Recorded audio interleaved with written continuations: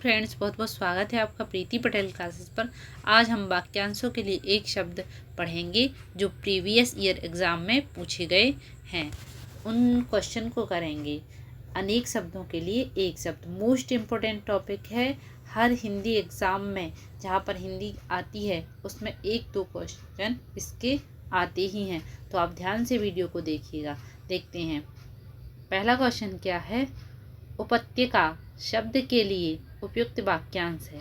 उपत्यका किसको कहते हैं? तो ऑप्शन नंबर 2 इसका राइट आंसर है। पर्वत के नीचे की भूमि को उपत्यका कहा जाता है। पर्वत के नीचे की भूमि को उपत्यका कहा जाता है। आगे देखते हैं क्वेश्चन नंबर 2 देखिए। क्वेश्चन नंबर 2 देखिए, जानने की इच्छा रखने वाले के लिए उपयुक्त शब्द है। जानने की इच्छा रखने वाले के लिए, जिसका इतिहास में प्रमाण नहीं, लिपिबद्ध इतिहास नहीं, अति प्राचीन इतिहास से संबंधित नहीं, ज्ञात इतिहास से पूर्व का समय क्या कहलाता है? जानने की इच्छा रखने वाले के लिए उपयुक्त शब्द है जिज्ञासु। इसका एक शब्द हम बोलें तो जिज्ञासु मतलब जानने की इच्छा रखने वाला। आगे देखते हैं ऑप्शन नंबर 3। क्वेश्चन नंबर 3 देखिए, जिसने इंद्रियों को वश में कर लिया हो उसे क्या कहते हैं? तो यहाँ पर जितेंद्रिय कहा जाता है। ऑप्शन नंबर 4 इसका राइट आंसर है। जितेंद्रिय, इंद्रियों को जीतने वाला। क्वेश्चन नंबर 4 देखिए, जिसे जाना जा सके वाक्यांश के लिए एक शब्द है। जिसे जाना जा सके उसे अजानत, अगम्य, आसक्त नहीं, अज्ञेय कहा जाता है। जिसे जाना जा सके या जानने योग्य अज्ञेय कहा जा सकता है। जिसे जाना ना जा सके जिसे जाना ना जा सके उसे अज्ञेय कहा जा सकता है। ज्ञेय मतलब जिसे जाना जा सके, अगर इसमें से हम आ को हटा देंगे तो ये ज्ञेय हो जाएगा। जिसे जाना जा सके वह ज्ञेय है, जिसे जाना ना जा सके वह अज्ञेय है। तो दोनों का याद रखिएगा आप। क्वेश्चन नंबर 5 देखिए, ऊपर की ओर जाने वाला वाक्यांश के लिए एक शब्द। ऊपर की ओर जाने वाले को क्या कहते हैं? ऊर्ध्वगामी कहा जाता है। ऊर्ध्वगामी मतलब ऊपर की ओर जाने वाला या ऊर्ध्वमुख। ऊपर की ओर जिसका मुख हो तो ऊर्ध्वमुख, ऊर्ध्वगामी। आगे देखते हैं क्वेश्चन नंबर 6। अभिषिप्त शब्द का क्या अर्थ है? अभिषिप्त शब्द का अर्थ है चाहा हुआ, मतलब जिसकी आपको इच्छा हो, जिसकी आपको अभिलाषा हो, वह कहलाता है अभिषिप्त। आगे देखते हैं क्वेश्चन नंबर 7 देखिए। क्वेश्चन नंबर 7 देखिए, अभिषिप्त का अर्थ हो गया 7, फल ना मिलने पर कौन निराश हो जाते हैं? फल नहीं मिलने पर अधिक आशावादी व्यक्ति निराश हो जाते हैं। फल ना मिले तो जो आशा बहुत रखते हैं वो व्यक्ति क्या हो जाते हैं? निराश हो जाते हैं। क्वेश्चन नंबर 8 देखिए, निराशा को किसके समान बताया गया है?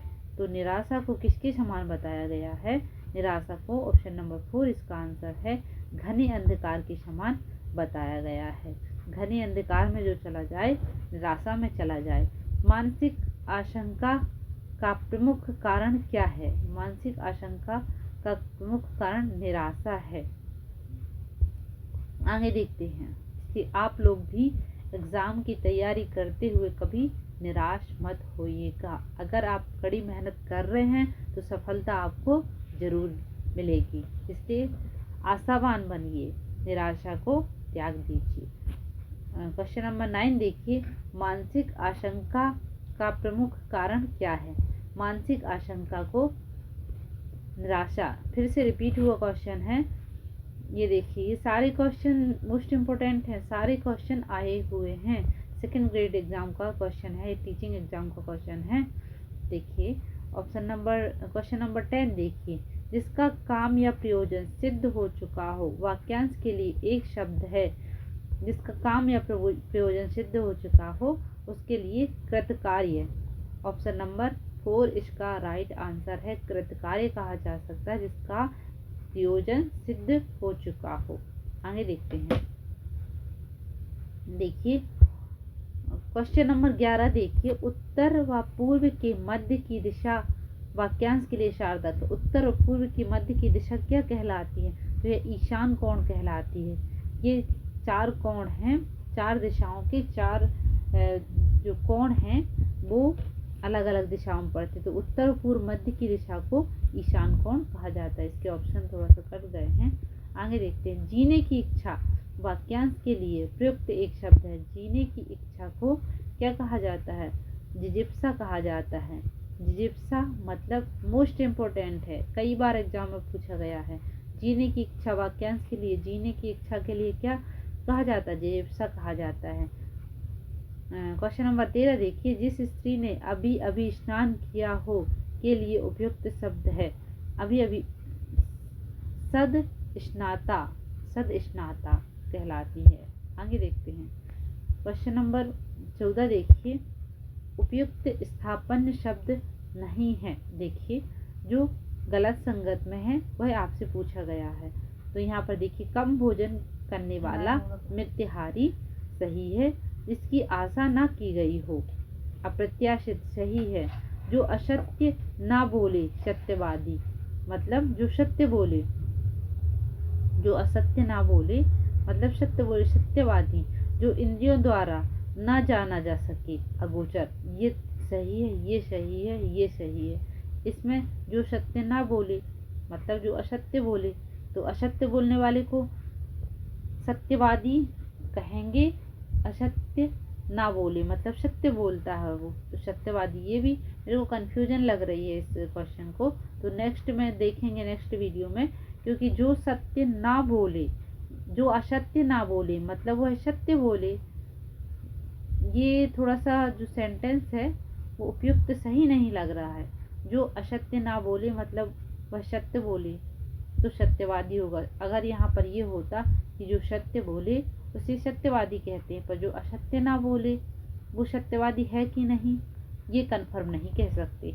आगे देखते हैं। क्वेश्चन नंबर 15 देखिए, वह जो शीघ्र उत्तर देने की बुद्धि रखता हो। मोस्ट इम्पोर्टेंट, कई बार एग्जाम में आया हुआ है।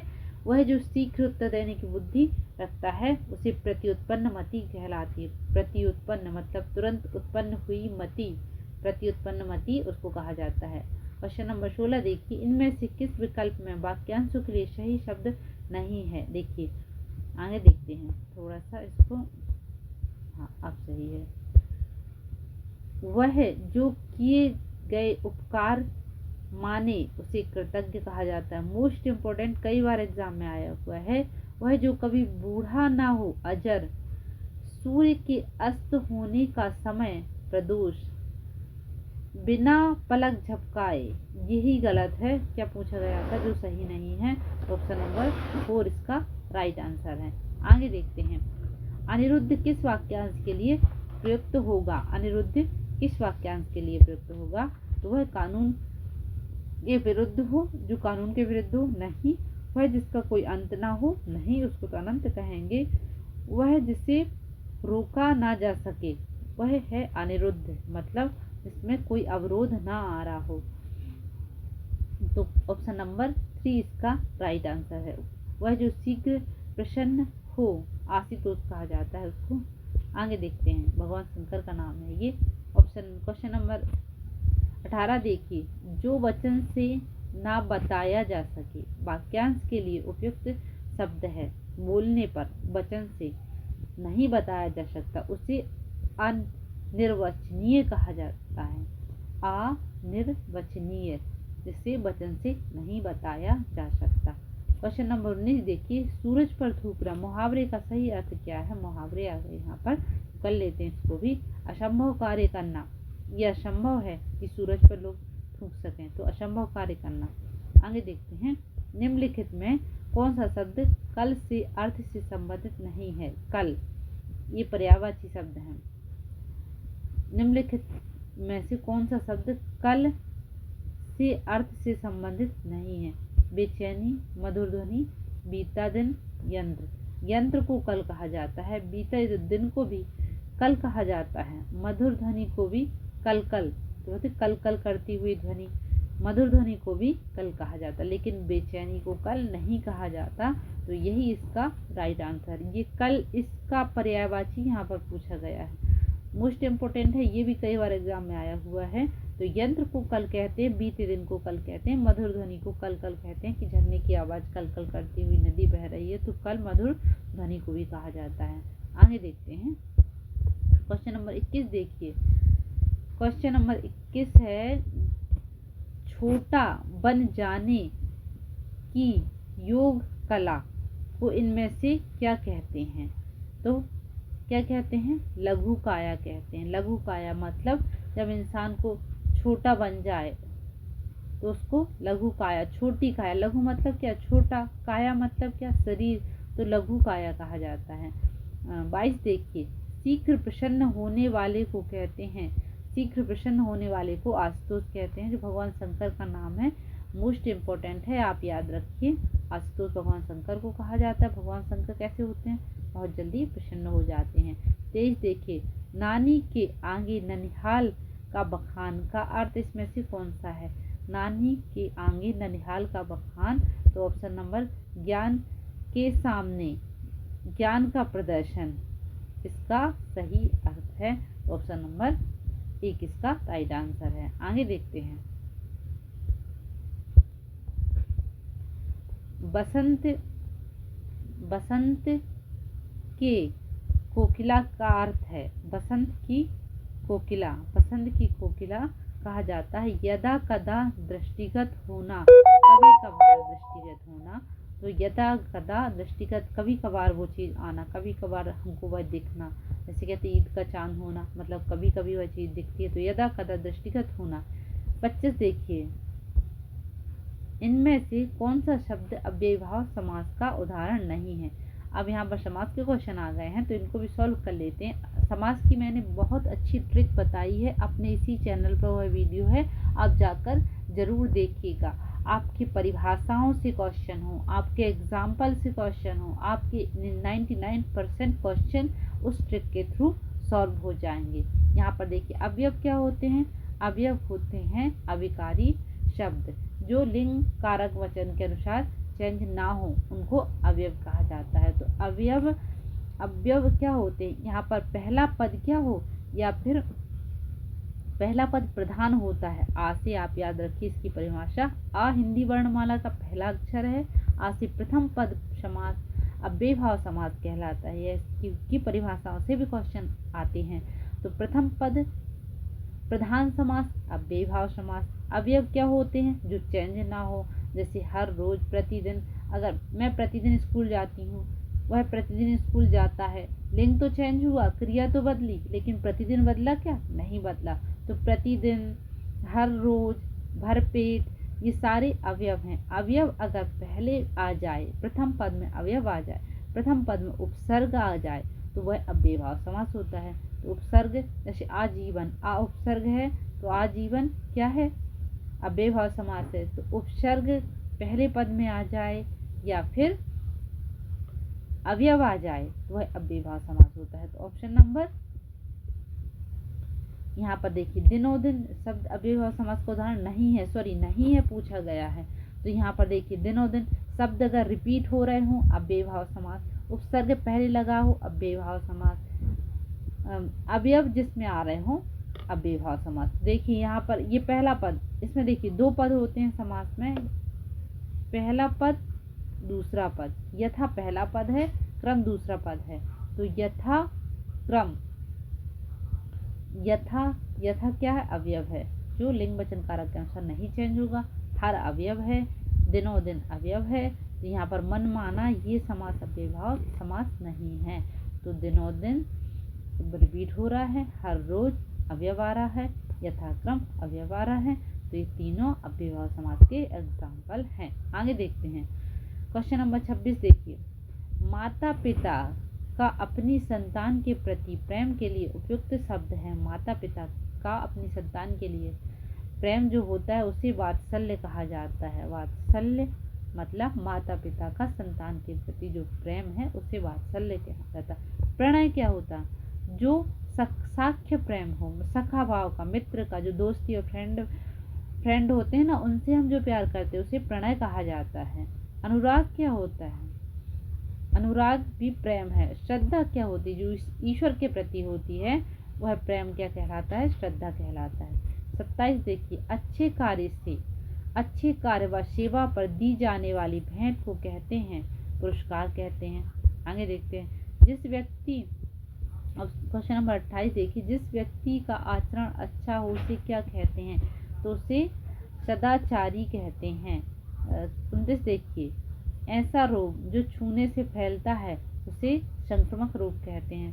सभी जानते हैं संक्रमण मतलब फैला, जैसे कि कोरोना था, कोरोना तो वायरल था, छूने से फैलता हो जो, तो बिना छूने से फैल रहा था। छूने से जैसे दांत खाज, खुजली है, ये सारे संक्रामक रोग कहलाते हैं। 30 देखिए, जो कहने सुनने में लज्जापूर्ण या घिनौना हो उसे क्या कहते हैं? लज्जापूर्ण हो मतलब जिसको हम मुंह से बोल नहीं सकते, हमको शर्म आए बोलने पर भी, तो लज्जापूर्ण है उसे क्या कहलाते? अश्लील कहलाता है वो। 31 देखिए, जिसे इंद्रियों से अनुभव नहीं किया जा सके उसे क्या कहते हैं? इंद्रियों से अनुभव नहीं किया जा सके उसे अतीन्द्रिय कहते हैं। अतीन्द्रिय मतलब इंद्रियों से अनुभव नहीं किया जा सके। यहाँ पर देखते हैं क्वेश्चन नंबर 32 क्वेश्चन नंबर देखिए, किस विषय में विशेष से अधिक जानकारी रखने वाले को क्या कहते हैं? उसे विशेषज्ञ कहते हैं। मतलब जो विशेष जानकारी रखता हो उस सब्जेक्ट की उसे विशेषज्ञ कहेंगे। 33 देखिए, प्रत्युत्पन्न मति शब्द किस वाक्यांश के लिए उपयुक्त है? देखिए फिर से रिपीट होकर आ गया, अभी ऑप्शन में था, अब इसी का क्वेश्चन बन गया है। आगे देखते हैं, प्रत्युत्पन्न मति का पूछा गया है, तो वह जो किसी के मर्म को जान ले, नहीं। वह जो बहुत कुछ जानता हो, नहीं। क्या? वह जो तुरंत कोई उपर्युक्त बात या कम सोच ले, मतलब तुरंत सोच ले, तुरंत उत्पन्न हो जाए उसके अंदर मति कि भाई अब यह हो रहा है तो क्या करना है। वह जो देखने में सुंदर हो, नहीं।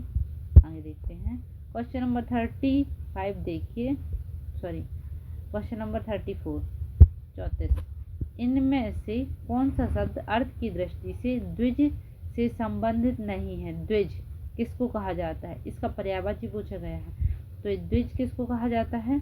पक्षी को कहा जाता है द्विज। संबंध नहीं है पूछा गया है, तो पक्षी को भी द्विज कहा जाता है, दांत को भी द्विज कहा जाता है, ब्राह्मण को भी द्विज कहा जाता है, लेकिन भास्कर सूर्य का पर्यायवाची है, रवि, भास्कर, दिनकर, ये द्विज नहीं कहा जाता। तो ऑप्शन नंबर 3 इसका राइट आंसर है। यहाँ पर क्या नहीं पूछा था, नहीं आपको याद रखना है, ठीक है। आगे देखते हैं, ज्ञान प्राप्ति की इच्छा रखने वाला व्यक्ति, ज्ञान प्राप्ति की इच्छा रखने वाले व्यक्ति को क्या कहते हैं? तो ज्ञान प्राप्ति की इच्छा रखने वाला व्यक्ति जिज्ञासु होता है, जिज्ञासु। 36 देखिए, दक्षिण पूर्व के बीच की दिशा को क्या कहते हैं? तो दक्षिण पूर्व के बीच की दिशा को आग्नेय कहते हैं, और अभी हमने पढ़ा उत्तर पूर्व की ईशान कहते हैं। आगे देखते हैं, जहाँ मन, वाणी और इंद्रियां नहीं पहुंच सके उसे क्या कहते हैं? उसे आवरण मनसा गोचर कहते हैं। आवरण मनसा गोचर, जहाँ पर इंद्रियां भी नहीं पहुंच सकती। आगे देखते हैं, जो हमने कभी सुना नहीं, देखा नहीं, तो वहाँ पर इंद्रियां कहाँ पहुंच सकती हैं? जिस चीज़ को हमने कभी देखा नहीं, छुआ नहीं। 38 देखिए, इंद्रियों को भ्रमित करने वाले के लिए एक शब्द है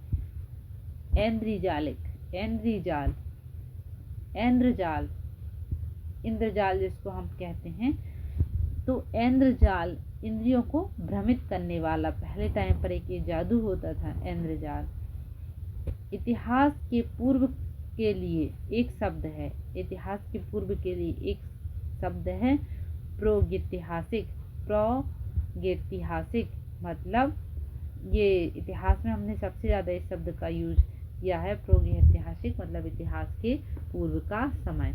जिसके पहले आशा नहीं की गई हो वह, जिसकी पहले कभी आशा नहीं की गई हो, अप्रत्याशित कहलाता है। अप्रत्याशित घटना मतलब हम जिसकी कल्पना भी नहीं कर सकते और अचानक वह चीज़ हो जाए तो उसे अप्रत्याशित कहते हैं। आगे देखते हैं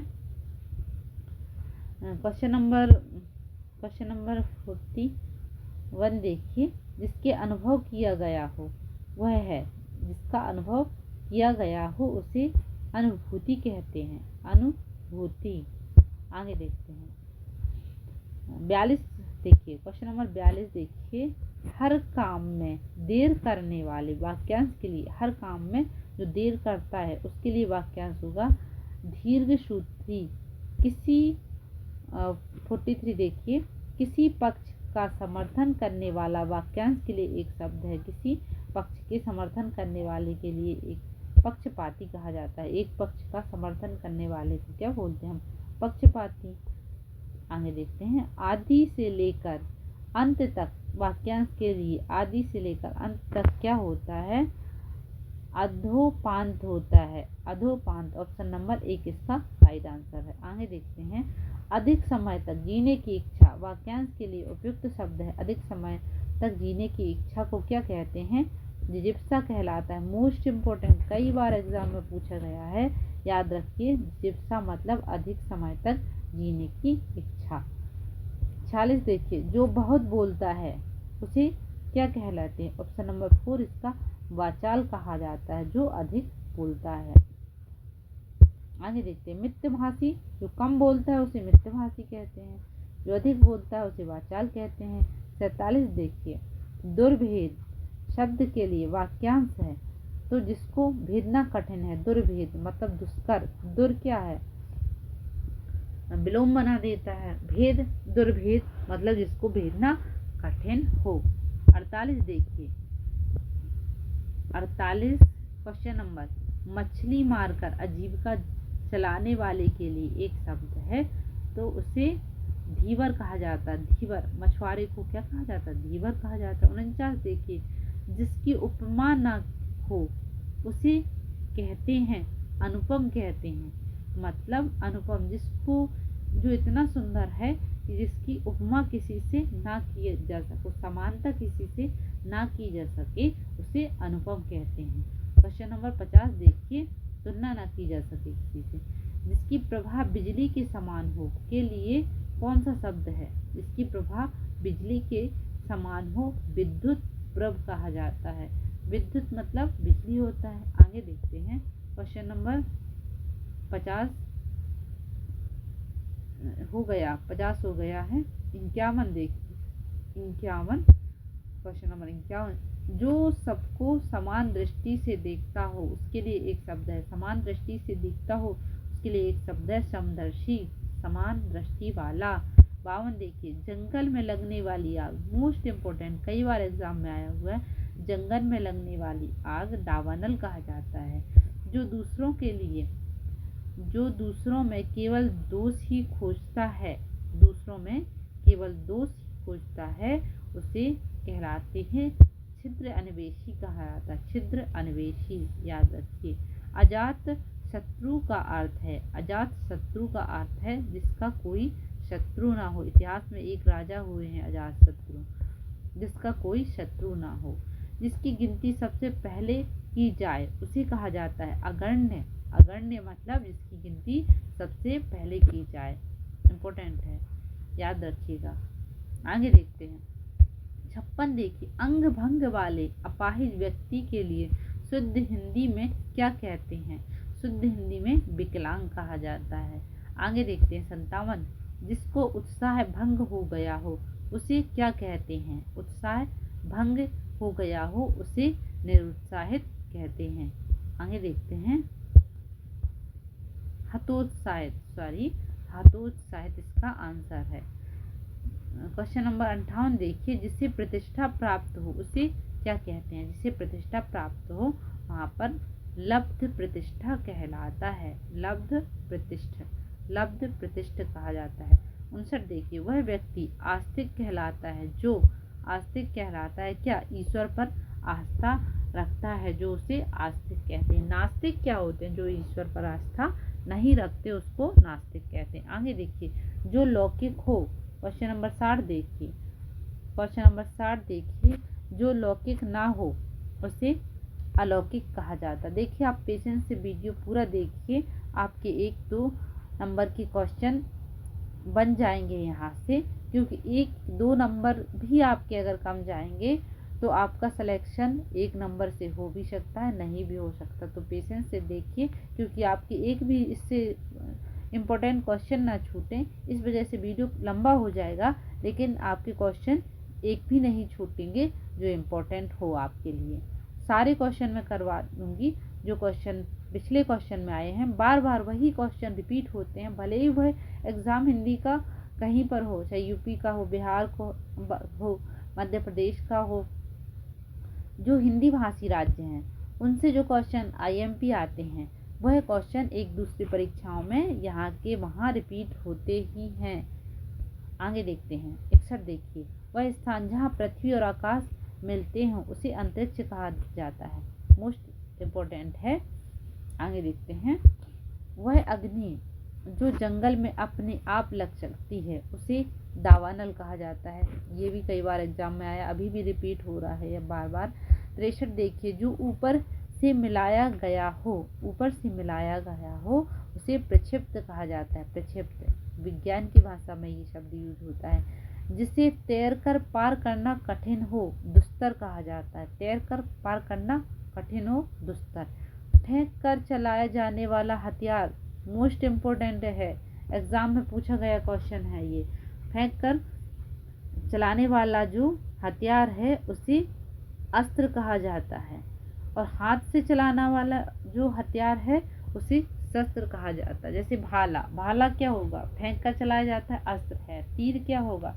हाथ से चलाया जाता है तो शस्त्र है। अस्त्र शस्त्र दोनों का अंतर समझिएगा।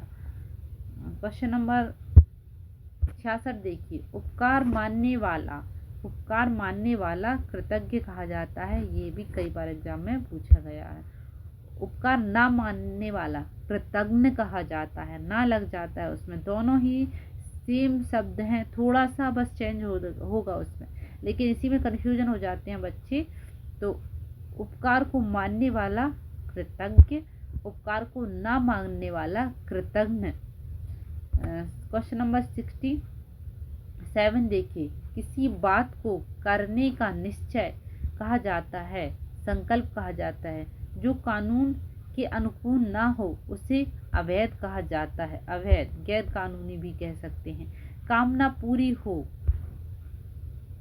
कामना पूरी होने का विश्वास क्या कहलाता है? प्रत्याशा कहलाता है। प्रत्याशा, कामना पूरी होने का विश्वास प्रत्याशा कहलाता है। आगे देखते हैं, वह स्थान जो पृथ्वी, चंद्रमा, सूर्य आदि लोगों के मध्य स्थित है वहाँ पर क्या कहलाता है? वह गोलोक कहलाता है, ध्रुवलोक कहलाता है।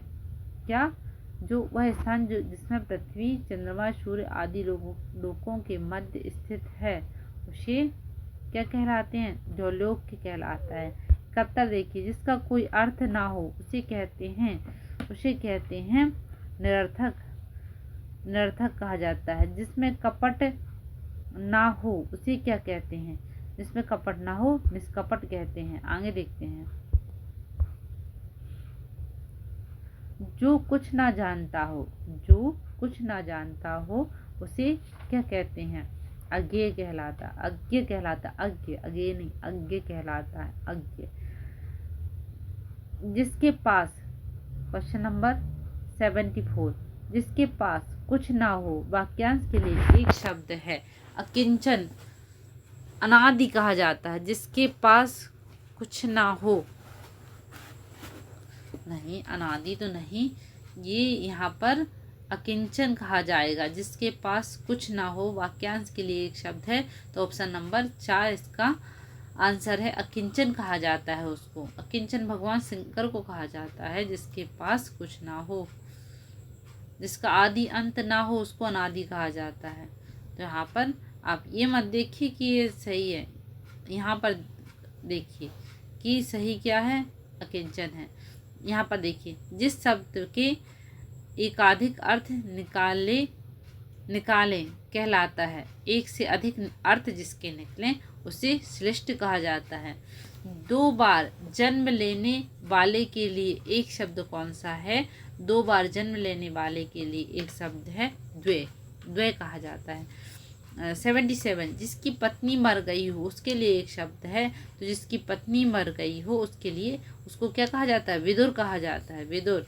आगे देखते हैं 78 देखिए 78 निरीक्षक शब्द का सही अर्थ है, निरीक्षक शब्द का सही अर्थ है कार्य व्यवस्था की देखभाल करने वाले को क्या कहा जाता है? निरीक्षक कहा जाता है। आगे देखिए अजातशत्रु के लिए कौन सा पदबंध है?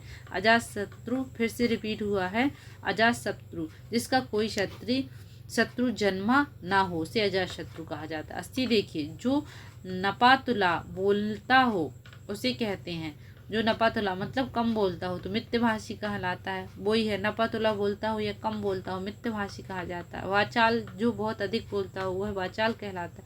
आगे देखते हैं 81 मनुष्य जाति से परे के लिए उपयुक्त शब्द है, मनुष्य जाति से जो परे हो उसे मानवेतर कहा जाता है, मानव से उत्तर मतलब परे। 82 देखिए मूल कथा में आने वाले प्रसंग कहलाते हैं, क्या कहलाती है? अंतर कथा कहलाते हैं, मतलब जो मूल कथा चल रही है उसके अंदर अगर कोई छोटी सी कथा, जैसे रामायण के अंदर कई अंतर कथाएँ आई हैं, मतलब छोटी छोटी कथाएं उनकी आई हैं, जैसे सबरी की कथा आई है, अहिल्या की कथा आई है, तो वह अंतर कथा कहलाती है। आगे देखते हैं क्वेश्चन नंबर 83 देखिए जो किए गए उपकार को नहीं मानता उसे क्या कहलाते हैं? वह कृतज्ञ कहलाते हैं। देखिए रिपीट हुआ यहाँ पर, इससे पहले मैंने इसको आपको एक्सप्लेन किया है, तो कृतज्ञ और कृतज्ञ में अंतर समझिएगा। जो किए गए उपकार को मानता है वह कृतज्ञ है, जो किए गए उपकार को नहीं मानता वह कृतज्ञ है। आगे देखते हैं क्वेश्चन नंबर 84 देखिए कितने क्वेश्चन और रह गए हैं, काफ़ी लंबा वीडियो बन जाएगा, काफ़ी क्वेश्चन रह गए हैं आपके। 171 क्वेश्चन है, 171 क्वेश्चन है। अभी यहाँ पर हम कहाँ पर पहुँचे थे? 78 क्वेश्चन पर।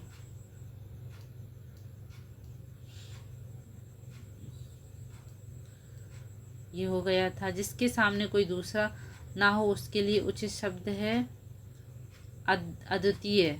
71 क्वेश्चन पर थे। 76 की पत्नी मर गई हो, हाँ जिसका कपट ना हो, निष्कपट जो कुछ जानता ना हो, अज्ञ हो गया था।